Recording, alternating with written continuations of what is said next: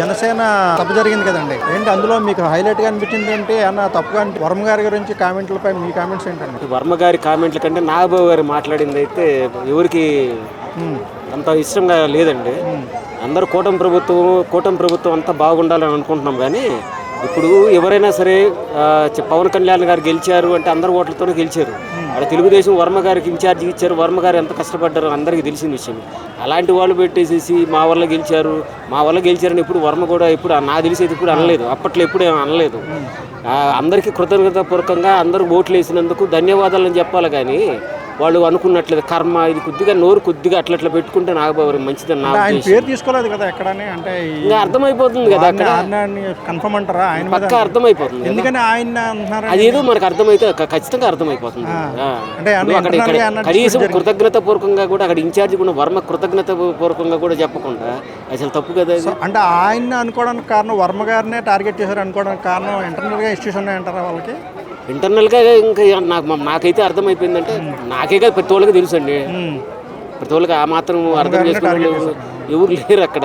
అందరూ చదువుకున్న వాళ్ళు, అందరికి తెలిసిన వాళ్ళు. ఈ జనసేనకి వర్మ గారికే చెడిందా లేకపోతే టీడీపీకి వర్మ గారు కూడా చెడిపోయింది అంటారా? కొంచెం టీడీపీకి వర్మకి ఏమి జరగలేదండి. ఇప్పటికి కూడా చంద్రబాబు నాయుడు గారితో మాట్లాడిన తర్వాత గౌరవప్రదమైనటువంటి ఇస్తారు. కానీ తెలుగుదేశం కూటమి చేసిన కూడా కొన్ని తప్పులు ఉన్నాయి. ఎందుకంటే బేదా మస్తానరావు గారికి రాజ్యసభ సభ్యుడు అనేది పెద్ద తప్పు అది.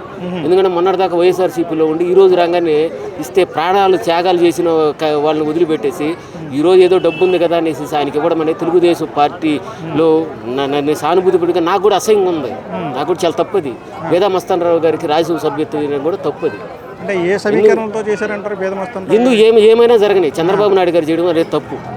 ఎందుకంటే కార్యకర్తలు 5 సంవత్సరాలు చాలా ఇబ్బందులు పడ్డారు. వాళ్ళంటి వాళ్ళని ఎంచుకోవాలి. కానీ రాజ్యసభ సభ్యత్వం ఆయనకే మళ్ళీ ఇవ్వడం అనేది కరెక్ట్ కాదు. నెల్లూరు రాజ్యసభ సభ్యత్వం అతనికి ఇవ్వడం కూడా నాకైతే కరెక్ట్ కాదనిపిస్తుంది. ఎందుకంటే మళ్ళీ బీదా రవిచంద్ర గారు వాళ్ళ ఇంట్లోనే అందరు పదవులు అనుభవిస్తుంటే ఎట్లా? ఏమంటే కరెక్ట్ కాదనిపిస్తుంది నాకైతే. సో అంటే వర్మ గారికి ఎమ్మెల్సీ ఇవ్వకపోవడం వల్ల ఇది ఎంత జరుగుతుందని అనుకోవచ్చు అంటారా? ఇప్పుడు ఎమ్మెల్సీలు ఉండేది తక్కువ. అందులో 4 బీజేపీకి ఒకటి వచ్చింది. 3 సమీకరణలో ఒక వర్మ గారికి రాకపోవచ్చు. కానీ రేపు భవిష్యత్తులో అతను గౌరవప్రదమైనటువంటి మంచి చంద్రబాబు నాయుడు ఖచ్చితంగా చేస్తారు. అతను గౌరవప్రదమైనటువంటి మంచి ఇదే వస్తుంది. ఇంకోటి ఏంటంటే ఈ మధ్య ప్రతిసారి మనము కోడికత్తి కేసులో సీనును అందరూ తెలుగుదేశం వాళ్ళు వాడుకున్నారు, అందరూ వాడుకున్నారు. కనీసం ఈరోజు సీను పరిస్థితి ఏంటంటే ఎక్కడికి పోయినా కూడా ఎవరు ఉద్యోగాలు ఇవ్వాలని పరిస్థితి. తెలుగుదేశం వాళ్ళు హామీ ఇచ్చారు, జనసేన వాళ్ళు కూడా హామీ ఇచ్చారు. అతనికి రేపు మేము గవర్నమెంట్లోకి వచ్చిన తర్వాత కోడికత్తికి సీనును ఆదుకుంటామని. కనీసం ఆదుకోవాల్సిన బాధ్యత ఉంది. ఇప్పటికైనా 9 నెలలు అయిపోయింది. ఇప్పుడు ఆ అబ్బాయి ఎక్కడ జాబ్ చేయడానికి కూడా ఎవరు కూడా ఇవ్వట్లేదు. అతనికి గవర్నమెంట్ జాబ్ ఇవ్వాలని ఎవరు అంటలేదు. కనీసము ఏదైనా ఒక ప్రైవేట్, ఇప్పుడు చంద్రబాబు నాయుడు కానీ పవన్ కళ్యాణ్ గారు అనుకుంటే అతనికి ఒక ప్రైవేట్ జాబ్ అని ఇవ్వచ్చు కదా. అలాంటి వాళ్ళకి మీరు ఇచ్చిన హామీలే కోడికత్తి సీనుకి ఏదైనా చిన్న జాబు లాంటిది ఇచ్చి వాళ్ళ కుటుంబాన్ని ఆదుకోవాలి. అంటే ఒక్కొక్కటిగా ఫెయిల్ అవుతుందంటారా కూటమి? కూటమి వచ్చి 9 నెలలే. ఎందుకంటే ఈరోజు ఇంటర్వ్యూ చూశాను నేను. ఇప్పుడు అందరూ పోయినారు, జనసేన వాళ్ళు పోయినారు, తెలుగుదేశం వాళ్ళు పోయినారు కోడికత్తి. అతను జగన్ ప్రలోభాలు లొంగాడు ఏదో మొత్తానికైతే జరిగిపోయింది. ఇప్పుడు అతను 4.5 సంవత్సరం ఎవరైనా అటెంప్ట్ మర్డర్ కేసు చేస్తే 15-20 రోజులు బెయిల్ వస్తుంది. ఎవరైనా అటెంప్ట్ మర్డర్ కేసులు ఇది 4 సంవత్సరాలు కూడా బెయిల్ రాకపోవడం ఏంటంటే ఇది నేను ఇప్పటివరకు చూడలే.